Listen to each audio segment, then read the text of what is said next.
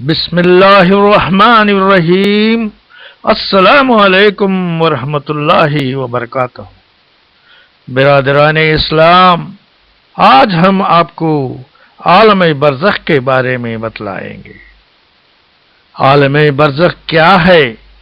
عالم برزخ یہ ہے کہ یہ آپ کی خبر ہے، آپ کا خبرستان ہے، ہماری خبر ہے۔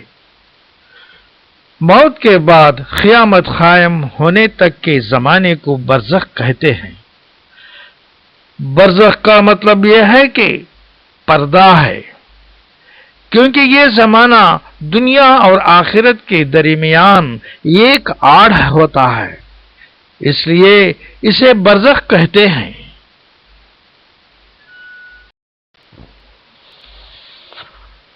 برادران اسلام، مرنے کے بعد سب سے پہلے آپ کو ملکوت موت سے ملنا ہے۔ ملک الموت وہ ہے جو موت کا فرشتہ ہے۔ اس فرشتے کا نام حضرت عزرائیل علیہ السلام ہے۔ موت بھی اللہ کی ایک مخلوق ہے۔ جب اللہ تعالی نے موت کی تخلیق کی تو اس کے سامنے 10 لاکھ پردے ڈال دیے گئے۔ ہر ایک پردہ زمین اور آسمان سے بھی بڑا ہوتا ہے۔ جب اللہ تعالی نے حضرت عزرائیل علیہ السلام کو موت کا فرشتہ بنایا تو انہوں نے اللہ تعالی سے عرض کیا کہ یا اللہ، موت کیا چیز ہے؟ تو اللہ تعالی نے سارے پردے ہٹا دیے اور فرشتوں سے کہا کہ آؤ تم سب موت کو دیکھ لو۔ تو فرشتوں نے جب موت کا نظارہ کیا تو وہ بے ہوش ہو کر گر پڑے، اور جب وہ ہوش میں آئے تو اللہ تعالی سے پوچھا کہ یا رب جل جلالہ، کیا موت سے بھی اور کوئی چیز بڑی ہے؟ تو اللہ تعالی نے جواب دیا کہ موت کو میں نے پیدا کیا، موت سے بڑا میں ہوں اور مجھ سے بڑا کوئی نہیں۔ اس دنیا میں جو مخلوق ہے اس کو ایک دن موت کا مزہ چکھنا ہے۔ حضرت عزرائیل علیہ السلام نے اللہ رب العزت کی دی ہوئی اس طاقت سے موت کو پکڑ کر اپنے ہاتھ پر بٹھا لیا، اور اس موت کے ذریعے سے حضرت عزرائیل علیہ السلام جانداروں کی روح قبض کرتے ہیں۔ موت کا فرشتہ حضرت عزرائیل علیہ السلام کے ساتھ بہت سے اور بھی فرشتے ان کے مددگار ہوتے ہیں، جن کو اللہ تعالی نے مقرر کر رکھا ہے، اور وہ بھی اس کام میں مدد کرتے ہیں۔ ملک الموت ان سب فرشتوں کے سردار ہیں۔ ملک الموت کے ساتھ رحمت اور عذاب کے فرشتے بھی رہتے ہیں۔ نیک بندوں کی روح قبض کر کے رحمت کے فرشتوں کے حوالے کر دیتے ہیں، اور بدکار بندوں کی روح قبض کر کے عذاب کے فرشتوں کے حوالے کر دی جاتی ہے۔ حضرت انس رضی اللہ تعالی عنہ سے روایت ہے کہ حضور سرور کائنات نے فرمایا کہ موت کے وقت میت کو چاروں طرف سے فرشتے گھیرے ہوئے ہوتے ہیں۔ اگر وہ ایسا نہ کرتے تو مرنے والا موت کی سختی اور تکلیف کی وجہ سے جنگلوں میں بھاگتے ہوں گے، اور نیک بندے کی میت پر فرشتے دعا اس وقت تک کرتے رہتے ہیں کہ جب تک کہ وہ اس کے موت اور مٹی کا کارنامہ سے فارغ نہ ہوتے۔ روایت ہے کہ ہر سال شعبان کے مہینے میں ملک الموت کو ایک پرچہ دیا جاتا ہے، جس میں ان تمام بندوں کے نام لکھے رہتے ہیں جن کی روح اس سال قبض کی جائے گی، مگر دنیا کے لوگوں کو یہ پتہ نہیں، وہ تو اپنی دنیا کے آرائش، حسین اور آرام زندگی کے مزے لیتے رہتے ہیں، اور وہ بالکل نہیں جانتے کہ وہ اس سال دنیا سے اٹھا لیے جائیں گے۔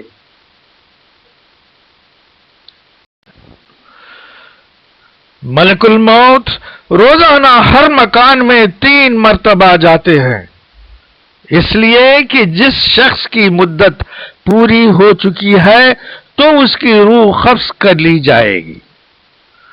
ہم سب جانتے ہیں کہ جب کوئی وفات پاتا ہے تو اس بندے کے دوست و اقرب رونا اور چلانا شروع کر دیتے ہیں۔ اس وقت ملک الموت اس گھر کے دروازے کو پکڑ کر کہتے ہیں کہ یا خدا، میں نے اس بندے سے کوئی زیادتی نہیں کی، اس کی روزی روٹی نہیں چھینی، اور نہ میں نے اس کی روح وقت سے پہلے قبض کی۔ اس بندے کا وقت پورا ہو چکا ہے تو میں نے اللہ رب العزت کی حکم کی تعمیر کی اور میں نے میرا فرض ادا کیا۔ برادران اسلام، آپ سب کو معلوم ہے کہ موت کا ایک دن مقرر ہے۔ انسان کبھی بھی یا کسی بھی جگہ ہو، موت ضرور اس کے مقرر وقت پر آ کے رہے گی۔ کسی بھی صورت میں موت ٹل نہیں سکتی، کوئی بھی تدبیر یا طاقت موت کو روک نہیں سکتی۔ موت کا وقت بے شک مقرر ہے۔ کلو نفس ذائقۃ الموت، ہر نفس کو موت کا مزہ چکھنا ہے۔ حضرت عبداللہ بن مسعود سے روایت ہے کہ جب اللہ رب العزت کسی مومن کی روح قبض کرنا چاہتا ہے تو ملک الموت کے پاس حکم بھیجتا ہے کہ اس بندے کو میرا سلام پہنچانا۔ ملک الموت اس بندے سے کہتے ہیں کہ تیرا رب تجھے سلام کہتا ہے۔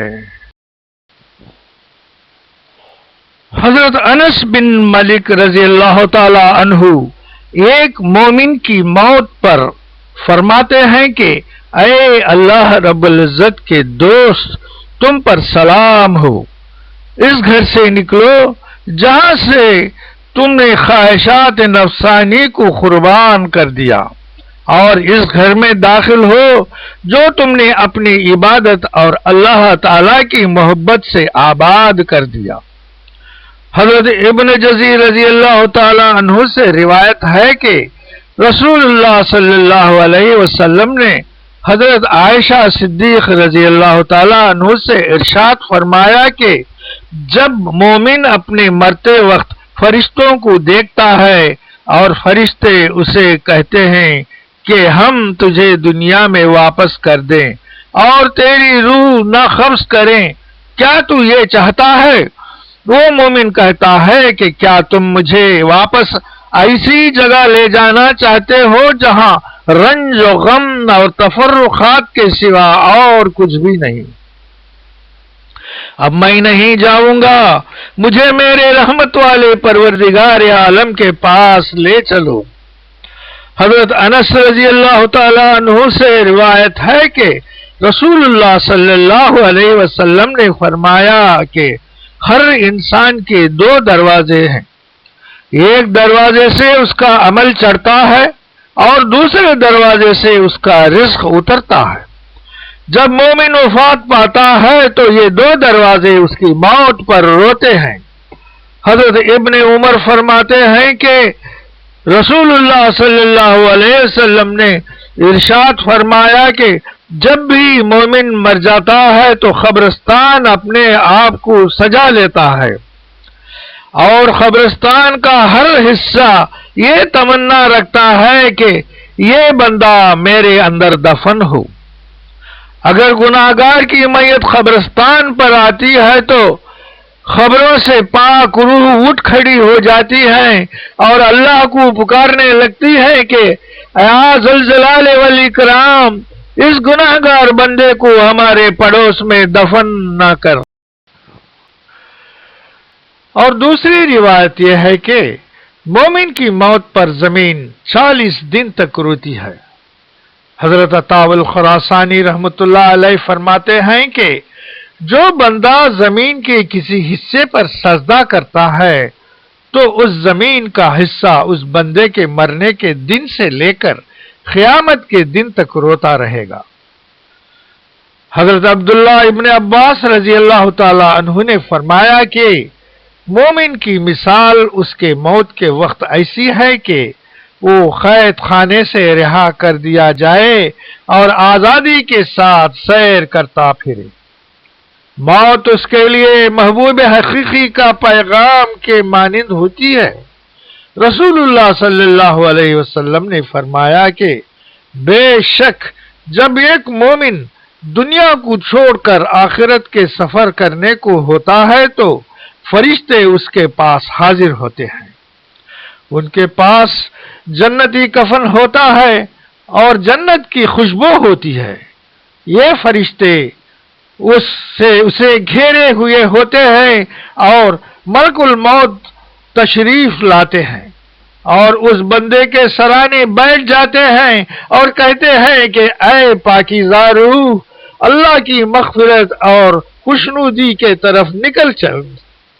یہ سنتے ہی اس بندے کی روح ایسے نکل آتی ہے کہ جیسے مشکی سے پانی کا قطرہ بہتا ہوا باہر آ جاتا ہے، اور ملک الموت اس روح کو جنتی کفن اور خوشبو میں رکھ کر آسمان کی طرف چل دیتے ہیں۔ برادران اسلام، اب آپ کو سمجھ میں آیا ہوگا کہ خبر کیا ہے، قبرستان کیا ہے۔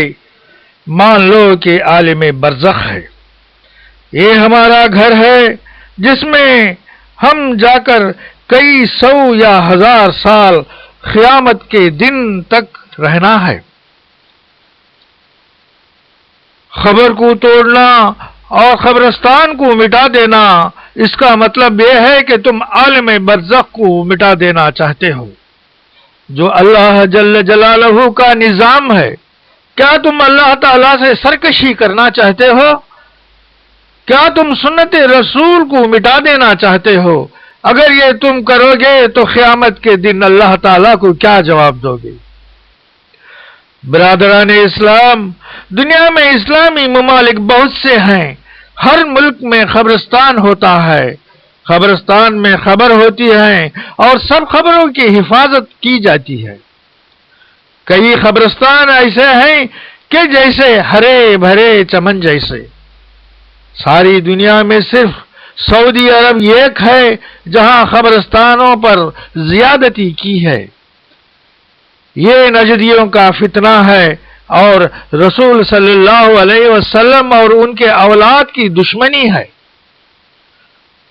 برادران اسلام، آپ مسلمان ہو کر رسول اللہ صلی اللہ علیہ وسلم کے دشمن بننا چاہتے ہو؟ قیامت کے دن کا خیال کرو، آپ کو جواب دینا ہوگا۔ مکہ اور مدینہ کے قبرستان 1923 تک ٹھیک تھے۔ سارے بڑے بزرگ اور رسول اللہ صلی اللہ علیہ وسلم کے اہل عیال اور خاندان والے اور خلیفہ کے مزاروں پر شاندار گنبدیں بھی تھیں۔